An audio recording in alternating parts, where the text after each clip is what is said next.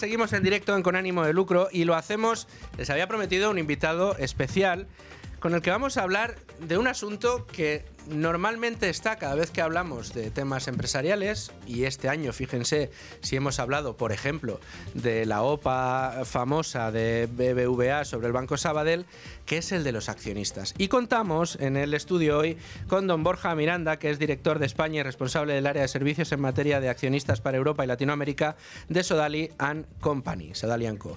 Borja, un placer, muy bienvenido a Con Ánimo de Lucro. Gracias, buenos días. Es muy curioso cómo el papel de los accionistas minoritarios es crucial dentro del día a día de las empresas, pero, y aquí hablo como periodista, muchas veces da la sensación de que los grandes management, más allá del ratito que pasa en el día de la junta en el que aparece el responsable de representar a los accionistas minoritarios y aguanta el chaparrón muchas veces que el accionista minoritario echa, parece que más allá de eso ya no trasciende. Sin embargo, el papel del accionista minoritario es importante, ¿no?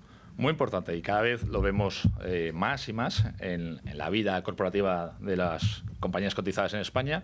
Tú has mencionado un caso muy simbólico y probablemente se hablará de él durante muchos años, pero ha habido más casos en los que efectivamente el minoritario, pues para bien o para mal, contrapeso o no del institucional, pero ha estado muy presente. Y creo, desde mi punto de vista y un poco con la experiencia de conocer el mercado, es de alguna forma el que más potencial tiene dentro de este mundo para que las compañías tengan ese aliado adicional, ¿no? Correcto. En el capital. ¿Cómo es esto? Cuéntanos un poco, sobre todo para aquellos que nos siguen, que nos ven y que no conocen de cerca qué significa esto del del activismo accionarial. Bien, a ver, es una evolución natural, por así decirlo, de lo que es bueno, pues el derecho que tiene un accionista, ¿no? Que aparte del derecho económico, tiene el derecho político, pues de votar. Sí, porque hay que recordar, al final el accionista, que esto nosotros que nos gusta mucho la divulgación de cultura financiera, el accionista es el propietario de la compañía. Pero aunque tengas una participación mínima, eres propietario de esa parte mínima de la compañía. Es decir, y como propietario también tienes en tu parte alícuota posibilidades de toma de decisiones. Eso es. Y antiguamente a lo mejor el accionista no votaba y con el tiempo, pues lógicamente se han dado diferentes circunstancias que han hecho que el accionista pues diga, oye, yo tengo una obligación fiduciaria y tengo que votar porque tengo que manifestarme, para bien o para mal, manifestarme apoyando al consejo, o si veo que no es bueno para mí, pues diciéndoselo al consejo, votando en contra. Y nos encontramos con un inversor, un accionista activo, es decir, simplemente vota y decide si es bueno o es malo, y un accionista activista, que es aquel que lo consideramos activista cuando es más vocal, cuando digamos que su pensamiento y su decisión pues trasciende al ámbito público, ¿no? Y entonces se generan esas campañas de comunicación, de alguna forma pues cruzándose mensajes, en fin, cuando no hay un entendimiento de alguna forma con el management y ellos quieren elevarlo a público. ¿Para qué? Pues para buscar que otros accionistas a lo mejor también levanten la cabeza y bueno, pues estén con ellos y voten en línea con ellos. Correcto. Otra de las expresiones dentro de este mundo que yo confieso que a mí se me escapaba, no la tenía controlada. El proxy solicitor, ¿qué es esto? Exacto, no, a ver, es nuestro negocio, nosotros somos un proxy solicitor, no es conocido de cara al gran público. El proxy solicitor es una figura que nace y a lo mejor entendiendo el origen se entiende muy bien su función, ¿no? Imagínate, hace muchos años una compañía necesita, pues eso, que se apruebe en una junta de accionistas determinado punto, pues para sobrevivir. Y de repente dicen, oye, ¿dónde están nuestros accionistas, ¿no? Y entonces, pues a una figura como la nuestra es el caso típico que nos encontramos. Oye, ayúdame a encontrar mis accionistas, ayúdame a establecer contacto con ellos y ayúdame a animarles a que voten. Que ellos decidan cómo quieren votar. Considero que lo que van a votar es positivo, por supuesto, pero eso es lo que quiero que hagas por nosotros. Entonces, nosotros somos como un músculo adicional de la compañía, lógicamente con un papel muy conocido en el mercado de agente de información, donde en nombre de la compañía salimos al mercado y empezamos a hablar con los diferentes accionistas, pues eso, para conseguir quórums necesarios, para ayudar a que la compañía, digamos, de alguna forma garantice esa mayoría necesaria para la toma de decisiones, para que el accionista también tenga un canal de información complementario y todas las propuestas pues las entienda bien,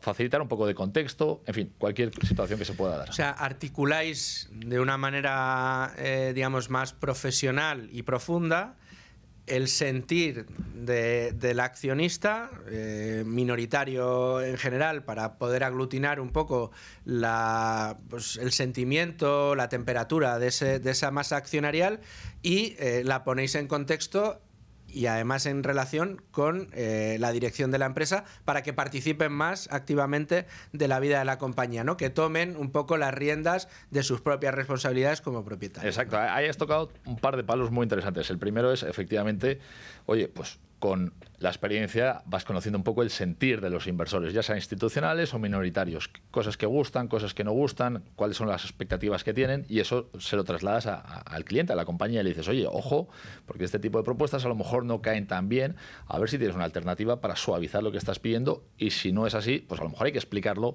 mucho más, mejor, ¿no? Y por otro lado, el otro punto que mencionabas es, efectivamente, nosotros lo llamamos en argot un poco inglés, engagement, ¿no? Este acercamiento a propósito del management con los accionistas, pues para tener ese diálogo que sea beneficioso para ambas partes, ¿no? Para el management, para entender lo que piensa y de alguna forma testar las aguas, y para el accionista, para que tenga una comunicación directa con el management y entienda exactamente de primera mano qué le están proponiendo, ¿no? ¿Hasta qué punto influye al final un accionariado minoritario bien estructurado? Estoy pensando en mediáticamente, evidentemente aquí somos un medio de comunicación, al final te fijas en los casos más mediáticos, sí. Pero yo, bote pronto, recuerdo algunas célebres intervenciones de accionistas minoritarios en juntas generales muy importantes, sí, de algunas compañías. Echando mucho la vista atrás, cuando yo empezaba casi en esto del periodismo, estaba funcionando la OPA Endesa, la famosa OPA de gas natural sobre Endesa, y recordamos a los accionistas minoritarios en aquellas juntas con Manuel Pizarro pidiéndole que hiciera una defensa numantina de la compañía, y finalmente agradeciéndole que gracias a esa defensa numantina que hizo de la compañía consiguió que la acción alcanzara los precios que la compañía consideraba que tenía que estar para poder acceder a dar acceso a una oferta pública de adquisición como la que finalmente se llevó a cabo con Enel, ¿no? Otra más reciente, Ferrovial, cuando decide marcharse de España, recuerdo igualmente, yo estaba allí presente en aquella Junta General de Accionistas, a los accionistas minoritarios posicionarse del lado de la compañía y pidiendo que eludiera las presiones que se estaban recibiendo desde el gobierno. Y la última, yo creo que más reciente, fue una intervención que se hizo viral hace bien poco en una Junta General de Accionistas de Telefónica, donde se le afeaba al presidente, en este caso al señor Murtra, que estuviera ahí por intervención, iba a decir divina, no divina, sino sí, gubernamental, pactado en un despacho en la Moncloa, ¿no? Con mucha educación, hay que decir. Se hizo viral, yo creo que precisamente por la clase de ese accionista, diciendo, oiga usted, teníamos aquí a uno de los mejores gestores del mundo, el señor Payete, que elevó los precios de la compañía a unas cotas muy importantes. A ver qué hace usted ahora, que está anunciando Eres, ¿no? Pero sí es verdad que actúan como el Pepito Grillo de las compañías, ¿no? Eso es. Mira, todo accionista tiene voz, por supuesto, y ese es un derecho que nadie les puede quitar, ¿no? Mientras la voz sea constructiva, yo creo que es positivo para todos. Pero efectivamente, esa voz, que tú mencionabas algunos casos, pues jugando a favor del management, jugando en contra, pues demuestra que es importante cuidarla, entender quiénes son, entender qué es lo que piensan, cuál es el sentimiento que está ahí.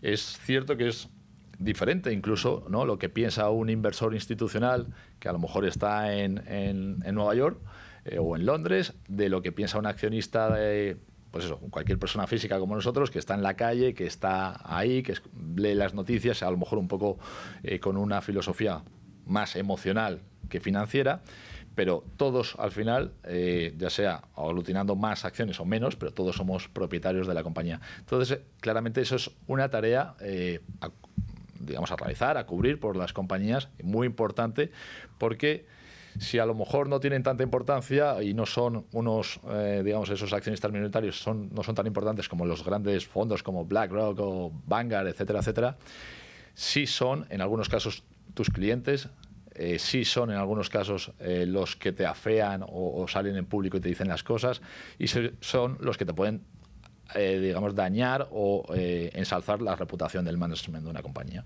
Claro, yo creo que al final el accionista, tanto el institucional como el minoritario, no nos engañemos, al final lo que quiere es que el precio de la acción suba. Exacto. Que si hay dividendo se mantenga, que si hay dividendo además, si es posible, sea creciente. Al final, en definitiva, el skin in the game propio de un accionista lo que quiere es que la compañía de la que es propietario pues vaya cada vez mejor, ¿no? Lo que pasa es que, bueno, evidentemente ahí ya entran en juego las distintas estrategias, si van acorde con la dirección que ha marcado el management o no va acorde con la dirección que ha marcado el management. Pero vosotros, una de las cosas que decís, y quiero que profundices un poco en ello, es la manera en la que ese accionista es capaz de influir en ese management. ¿Hasta qué punto esa influencia es profunda dentro de las decisiones que toma el management? Y es ahí donde vosotros jugáis un papel absolutamente esencial. Cuéntanos un poco. Pues mira, a ver, tú mencionabas casos de voces individuales que lógicamente tienen su importancia y son escuchadas en las compañías, ¿no? Y en el contexto de junta pues surgen muchas, ¿no? Pero efectivamente, digamos, el aglutinar esas voces siempre es importante, ¿no? Y entonces eso puede significar, oye, ¿qué piensan mis minoritarios? ¿Por qué? Porque los minoritarios son participantes en las juntas de accionistas. Pues si representan un 40% de la junta de accionistas, es una voz muy importante. Entonces tengo que hacer un esfuerzo para entenderles. Y algunas compañías pues dicen, oye, pues yo organizo lo que llamamos un roadshow por diferentes ciudades donde tengo los diferentes minoritarios, hago una segmentación, no se puede hablar con todos, pero bueno, pues para entender esas voces, cuáles son las inquietudes que tienen. Y vas tomando un poco el pulso pues eso, de lo que les gusta, no les gusta, exacto, y qué les preocupa. Y lo mismo se hace con el inversor institucional. Y para eso están los roadshows de perfil financiero, incluso otros que son de perfil más de gobierno corporativo, de las buenas prácticas, de cómo el consejo está haciendo su labor de supervisión. Y ahí entran muchos temas, pues eso, pues que luego se votan en junta, ¿no? La elección de los consejeros, el tema de las retribuciones del consejo y demás. Y claramente todos ellos tienen una voz y un voto que se transmite y luego se traduce en esas votaciones que vemos en la junta. Bueno, y son francamente importantes. Fijaos si es importante el papel que juegan al final aquellas figuras como es el caso de Sodali & Company a la hora de aglutinar el sentir de los accionistas, porque compañías, estoy ahora mismo pensando en Tesla, ¿no? Y en la decisión última que han tomado de darle luz verde a su presidente para obtener una remuneración absolutamente fuera de órbita para llevar a la compañía al siguiente nivel, ¿no? Que al final son decisiones que se tienen que aprobar en la Junta y que el accionista tiene que dar su visto bueno, ¿no?